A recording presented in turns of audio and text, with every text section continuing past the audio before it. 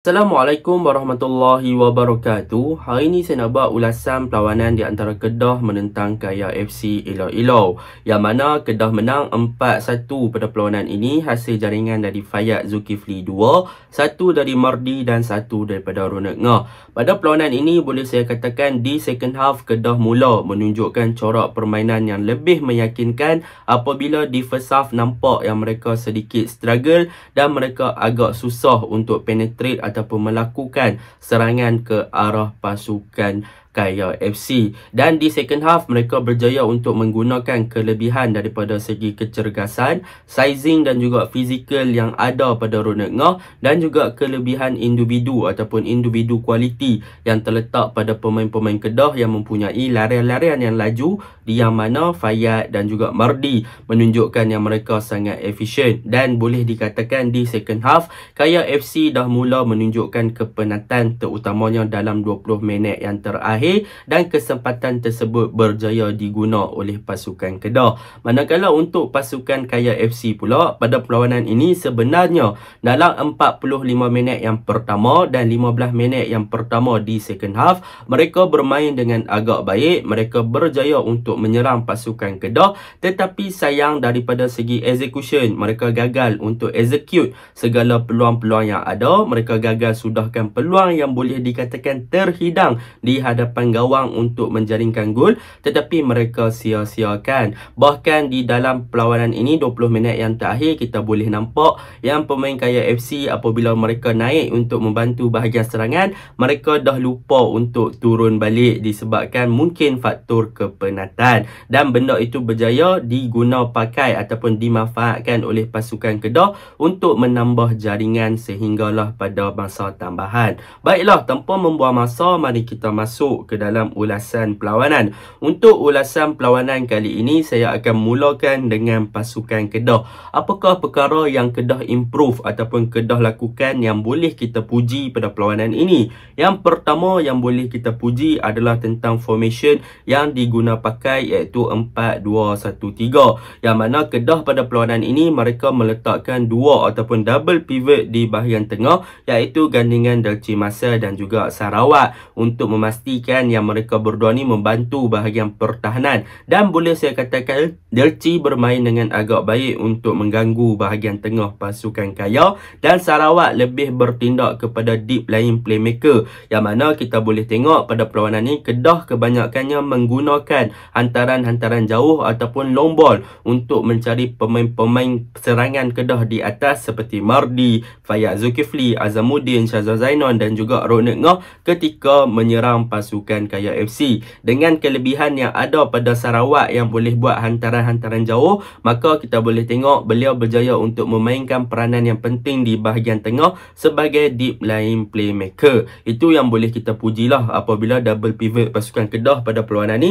menjadi pada separuh masa yang kedua. Yang kedua yang boleh kita puji adalah daripada segi build up untuk pasukan Kedah, yang mana pada perlawanan ni kita memang fahamlah Kedah akan build up daripada bawah menggunakan defense, iaitu sama ada buka kepada Akmal ataupun Rodney Kelvin untuk memulakan hantaran-hantaran jauh pasukan Kedah. Dan pada perlawanan ni memang Akmal dan juga Rodney Kelvin berjaya untuk membuat satu build up yang sangat bagus dan hantaran-hantaran jauh yang sangat bagus ke hadapan, terutamanya di second half, dengan long ball yang berkualiti untuk mencari player seperti Ronak Ngah. Jadi build up Kedah ni bukan lebih kepada ball position, bukan lebih kepada short passing, tetapi sebaliknya lebih terus untuk supply bola ke hadapan. Boleh dikatakan lebih direct and long ball punya gameplay ataupun corak permainan sahaja. Itu yang kedua yang boleh kita pujilah, apabila peranan daripada defense untuk hantar bola ke hadapan juga mampu memberikan satu manfaat kepada tim Kedah. Dan hasilnya apa yang kita boleh lihat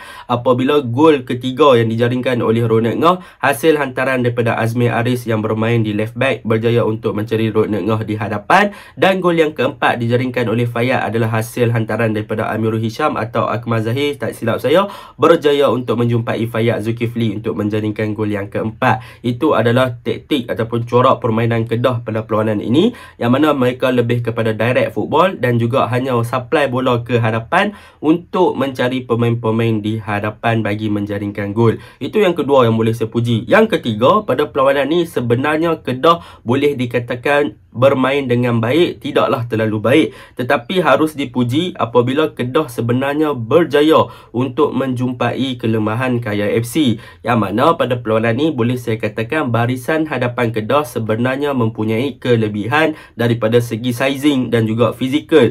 Maka mereka menaget untuk menghantar bola kepada Ronak Ngah, dan apabila Ronak Ngah dapat bola, dia hanya akan tolak bola ke hadapan dan cuba untuk beat barisan pertahanan Kaya FC dengan fizikal dan juga kelajuan yang dia ada. Dan beberapa gerakan di second half ternyata berhasil apabila Kedah bermain dengan corak sebegitu, apabila Ronak Ngah berjaya beberapa kali untuk beat pertahanan pasukan Kaya FC dengan larian-larian dan juga ball control serta fizikal yang bagus. So itulah kelebihan Kedah pada perlawanan ni. Boleh saya katakan bukan terletak sangat kepada tactical ataupun gameplay, tetapi lebih kepada sizing dan juga fizikal pemain-pemain bahagian hadapan Kedah, dan juga boleh dikatakan kelajuan yang ada pada Mardi dan juga Fayad Zulkifli diguna pakai sepenuhnya untuk hancur ataupun untuk melepasi barisan pertahanan pasukan Kaya. Dibantu pula dengan hantaran-hantaran jauh yang agak tepat dan juga kualiti yang bagus oleh barisan tengah dan juga barisan pertahanan Kedah untuk membantu bahagian serangan Kedah dengan bermain dengan long ball dan juga direct sebegitu. Jadi memang pada perlawanan ni memang Pak Ngah ataupun Ronak Ngah berjaya untuk boleh dikatakan memang sangat cemerlang, involve dalam 3 gol yang dilakukan, berjaya untuk menggunakan fizikal yang dia ada, sizing yang dia ada, kelajuan yang dia ada untuk beat barisan pertahanan Kaya FC yang boleh dikatakan kalah daripada segi fizikal pada perlawanan ini. Jadi apa yang boleh kita simpulkan pada perlawanan ni, Kedah bermain dengan agak-agak bagus disebabkan ada player yang mempunyai fizikal yang bagus, sizing yang bagus, dan juga mempunyai player yang mempunyai individual quality yang bagus seperti Mardi, Pak Ngah dan juga Fayad Zulkifli, terutamanya di second half. Jadi yang seterusnya apa yang boleh kita puji adalah apabila pertukaran berlaku di second half, iaitu dengan kemasukan Fayad Zulkifli, yang mana apabila kemasukan Fayad Zulkifli pada perlawanan ni telah mengubah corak permainan Kedah sepenuhnya, yang mana Fayad banyak melakukan inside running, iaitu larian-larian yang mengelirukan di belakang pertahanan pasukan lawan untuk menerima umpanan daripada pertahanan ataupun bahagian tengah Kedah. Dengan larian-larian yang sebegitu telah menyebabkan pasukan Kedah lebih banyak option untuk menjaringkan gol dan juga menyerang pasukan Kaya FC. Dan di second half juga dengan kemasukan Fayad yang lebih tertumpu kepada kawasan middle area, telah push kembali Mardi ke kawasan asal beliau di bahagian winger. Dan Mardi apabila push di second half ke bahagian winger, beliau memang sangat-sangat efektif lah pada perlawanan ni di bahagian winger, dan beberapa kali berjaya untuk melakukan larian dan juga combination play bersama dengan Pak Ngah untuk menyerang pasukan Kaya, dan hasilnya Mardi pun berjaya untuk cipta satu gol yang memang menarik. Jadi boleh saya katakan Fayad masuk adalah the game changer dan juga berjaya untuk mengubah posisi daripada Mardi daripada attacking midfielder ataupun bermain as a number 10 pada perlawanan ni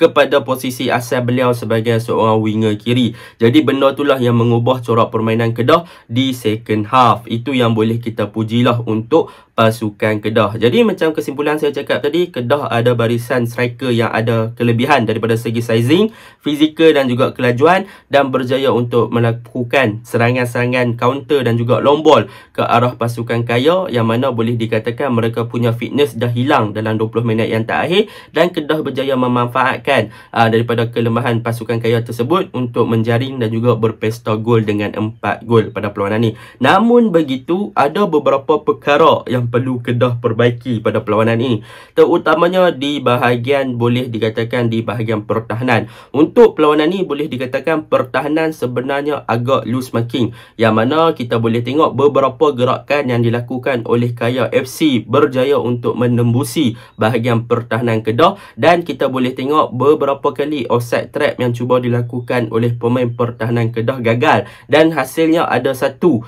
gol terpaksa dibolosi ataupun diberikan kepada pasukan Kaya hasil daripada offside trap yang tidak berapa menjadi. Satu chip yang sangat baik daripada pemain Kaya dan satu finishing yang sangat bagus daripada pemain Kaya FC. Dan kita juga bernasib baik di bahagian pertahanan apabila pemain-pemain Kaya FC gagal execute beberapa percubaan awal yang sepatutnya mereka boleh dikatakan kalau gol-gol ataupun percubaan tersebut berjaya menerjah jaring Kedah, boleh saya katakan mereka dah finish the game. Mereka dah berjaya untuk tamatkan game tersebut sebab ada lebih kurang daripada 2 ke 3, 4 peluang yang Kaya ada tetapi gagal dimanfaatkan. Jadi untuk barisan pertahanan perlu lebih fokus dan perlu lebih cakna dengan apa yang berlaku dalam padang supaya pasukan Kedah tidak dibolosi lagi untuk perlawanan menentang Visaka nanti. Dan untuk bahagian tengah boleh saya katakan pada first half memang Kedah kelihatan agak struggle. Apabila Mardi bermain sebagai attacking midfielder, beliau sangat tidak berapa menjadi, dan boleh saya katakan bahagian tengah Kedah pula masih lagi belum hidup sepenuhnya. Mereka masih lagi tercari-cari rentak dan mereka masih lagi tiada seorang playmaker yang kreatif untuk menghubungkan antara bahagian tengah dan juga bahagian serangan. Maka dengan itu terpaksalah Kedah kembali kepada gameplay yang boleh dikatakan long and direct football, dan nasib baiklah taktikal tersebut berjaya disebabkan kealpaan dan juga kelemahan yang ada pada barisan pertahanan pasukan Kaya pada perlawanan semalam. Itu yang perlu diperbaiki lagi oleh pasukan Kedah sekiranya mereka nak keep position, mereka nak pegang bola dengan lebih lama. Bukan hanya mengharapkan kepada kelebihan individu ataupun fizikal pemain di hadapan dengan long ball, maka kalau mereka masih lagi nak bermain begitu, mungkin kalau jumpa pasukan seperti Kaya, mungkin mereka boleh beat. Tetapi kalau mereka jumpa barisan pertahanan yang lebih kental daripada segi man marking, yang lebih bermain dengan low block dan bertahan dengan berdisiplin, mungkin agak susah Kedah nak bermain dengan corak long ball sebegitu. Tetapi apa-apa pun tahniah untuk pasukan Kedah sebab berjaya untuk menang dengan jumlah yang banyak memang sangat diperlukan, dan berjaya untuk berada di tempat kedua dalam saingan AFC Cup pada kumpulan mereka, dan mereka perlu menang lawan Visaka dengan jumlah yang agak banyak juga untuk memastikan yang mereka terus berada di puncak liga ataupun puncak kumpulan untuk layak ke pusingan knockout stage. Jadi itu yang boleh saya katakan untuk pasukan Kedah FC. Kita masuk kepada Kaya Ilau FC, yang mana untuk Kaya pula pada perlawanan ni boleh saya katakan mereka bermain dengan baik dalam 60 minit yang pertama. Mereka bermain dengan satu corak permainan ball position yang bagus, build up yang bagus, cara mereka open game bagus, dan mereka banyak membuat serangan menggunakan Karen, pemain mereka di bahagian kanan, dan Karen akan melakukan cutback ataupun crossing ke dalam kotak penalti untuk mencari target man. Dan mereka juga ada beberapa kali cuba untuk melakukan chip ataupun hantaran-hantaran di belakang pertahanan pasukan Kedah untuk melakukan penetration run dan sebagainya masuk ke dalam D-box pasukan Kedah, dan hasilnya serangan mereka berjaya. Cumanya apa yang perlu mereka perbaiki adalah daripada segi finishing, penyudah, yang mana pada perlawanan ni memang mereka banyak chances yang ada, tetapi daripada segi execution, daripada segi penyudah mereka masih lagi boleh dikatakan agak hampa. Begitu juga dengan pasukan Kedah lah. Kedah pun perlu perbaiki daripada segi finishing. Sepatutnya semalam boleh tambah sampai 5-6 gol, tetapi sayang. Begitu juga dengan Kaya. So Kaya sepatutnya boleh 3 gol tapi tak dapat 3 gol. Itu yang pertama yang perlu diperbaiki oleh pasukan Kaya. Yang kedua yang perlu diperbaiki oleh pasukan Kaya adalah daripada segi fitness lah. Kita boleh nampak 20 minit yang terakhir pasukan Kaya dah mula slowkan tempo apabila pertahanan naik sampai ke middle line ataupun middle area ataupun bantu kepada build up sampai kat bahagian serangan, pertahanan lambat untuk turun pula kan. Mereka dah kepenatan, memang nampak kepenatan lah, dan mereka bagi banyak space kepada Ronald Ngah untuk gunakan kelebihan yang ada pada beliau untuk dikatakan untuk memanfaatkan kelemahan tersebut. Jadi secara kesimpulannya memang Kedah berjaya untuk memanfaatkan kesilapan dan juga kelemahan pasukan Kaya di bahagian pertahanan dan menggunakan kelebihan individu dan juga sizing serta fizikal menjadi advantage, membuatkan Kedah berjaya untuk menundukkan Kaya pada perlawanan semalam dengan direct and long ball pada perlawanan semalam di second half, walaupun pada first half sedikit menghampakan. Jadi itu saja ulasan saya. Assalamualaikum.